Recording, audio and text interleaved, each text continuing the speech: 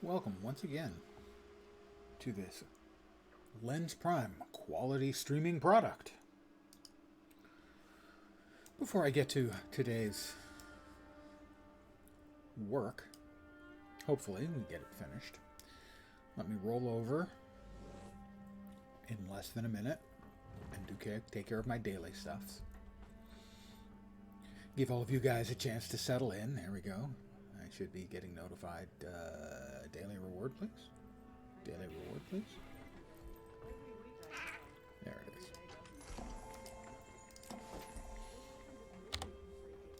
is. It'll fetch a nice price. It will fetch a nice price. Exit, turn around, come back. Go in. So, once I finish with the daily nonsense,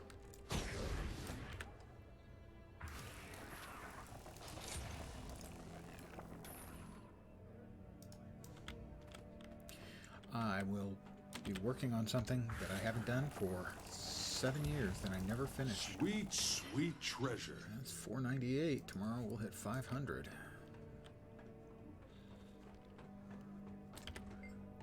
I never completed Heart of Thorns. The last instance was buggy back then and extremely difficult to do solo. So I tried it once. Realized after my first death that it wasn't checkpointed at any time, and said fuck this. And I haven't gone back until, well, a few minutes from now. Welcome. Good evening.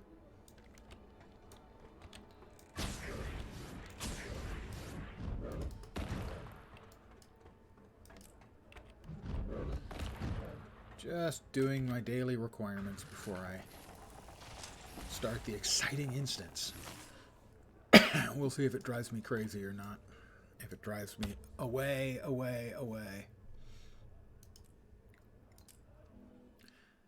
They simplified it, I know that they removed the necessity to do one of the phases, or one of the activities to avoid stuff in one of the phases, or two of the phases actually.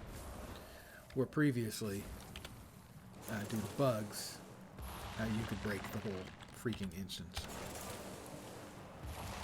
And given the difficulty of doing it solo, and the fact that it was buggy, and my first failure made it clear that there were no checkpoints in the instance, I said, fuck this bullshit, and I just haven't gone back until now, 7 years later. We'll be doing that in about 3 minutes, 4 minutes, something like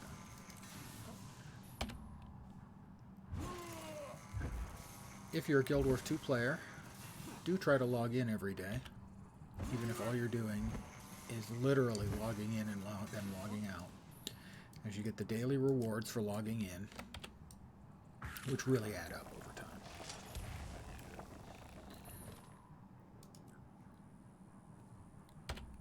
Every 28 days, you cycle through 28 different presents. And over time, it just really adds up. End of Dragon's Minor. It'll fetch a nice price. 3 Orichalcum, I'm not going to complain about that. And to our guild hall. I'm part of a friend's guild, and so I sponge from their harvestables before I head over to grab my own.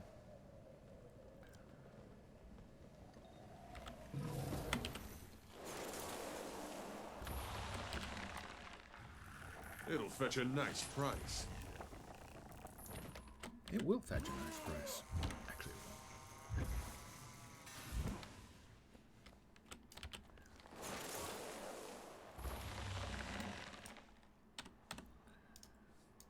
Just a couple more things to do, and then we'll head out, and we'll see what happens. I moved my character to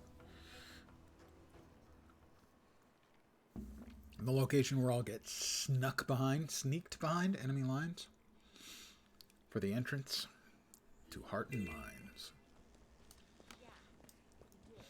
I'm just stressed out. This place is boring. I'm not good at any of it. And it's getting to me. I understand, but maybe don't. He's willing to put up with you. I won't. And Congratulations. One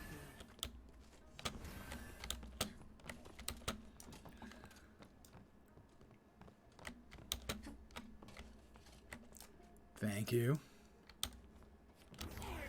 The patch today has had some bugs, so we'll see. I hope they don't bite me in the ass while I'm trying to make progress on something that's This been is sitting most undone remarkable. for 7 years.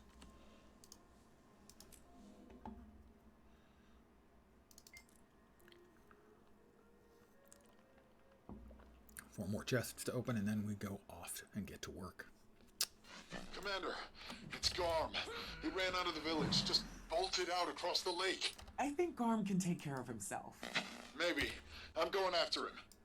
Bram, do not go out onto the Yeah, lake. Garm can That's take an care of order. himself. Bram I'll can't. let you know what I find.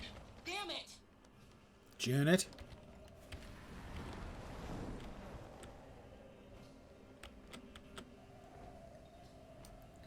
Garm is smarter than Bram, and I don't even think that's up for debate.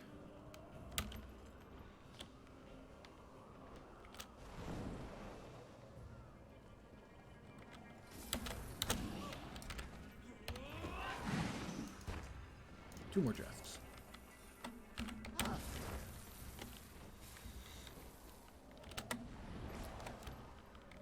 They also have an addition to the gem store, one that I have no interest in. My characters do not need cat ears. I'm a streamer, That's my loot. but I'm not one of those female streamers who I would guess are actually adult women who feel the need to wear cat ears on their headphones. A woman in her 30s, late 20s, probably should not be wearing cat ears on her headphones. Just maybe. All right. And now, you know him, you love him. You may not know him, you almost certainly don't love him. Spongo Smallberries. My most played character. The second character I created on the very, very first day of Guild Wars 2.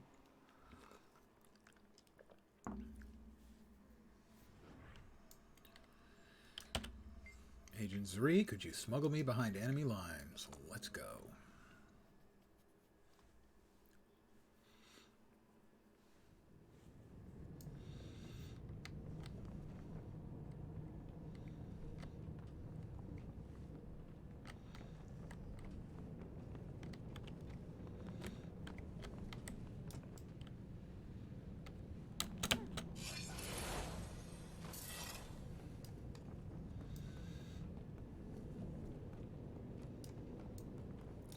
Up and up and up we go.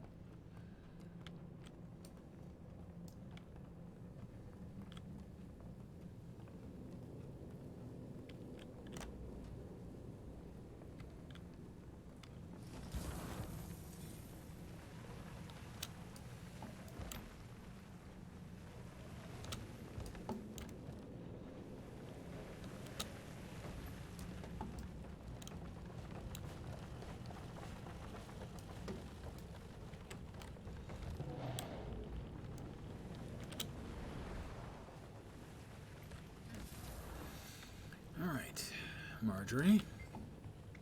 Belinda's memory will see you through the coming battle. Kaith. Shut up, Kaith.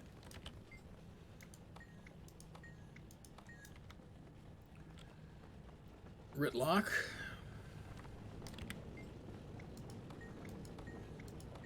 We've got this. And Canuck.